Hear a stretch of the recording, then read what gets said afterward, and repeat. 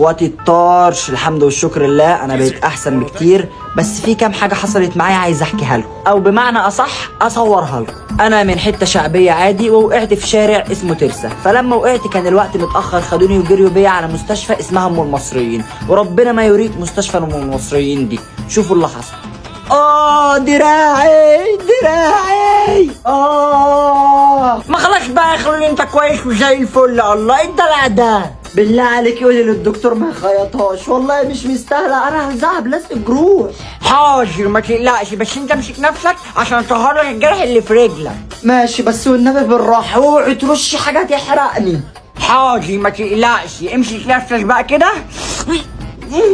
ايدك معايا والنبي يا شعان، يا عم ما ترفعش.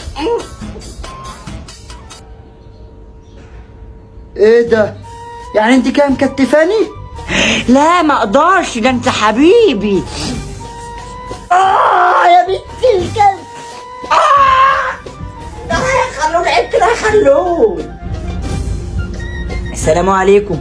مبدئيا قدر الله ما شاء فعل، فين اللي عمل الحادثه؟ هو انت ايه يا دكتور انت كمان حافظ مش شايف؟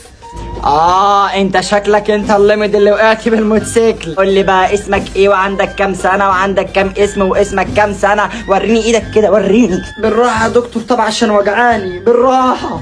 ما تقلقش، حطها بس على الجهاز عشان نعرف نقرا الاشاعه. ها ثبتها كده.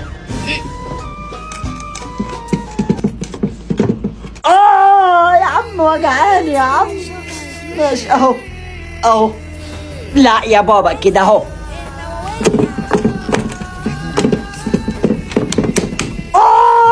يا ابن الشاورما، شكلك كان نفسك في شاورما. استحمل بقى خلينا نخلص. انت بتعند بقى، ده انا هني.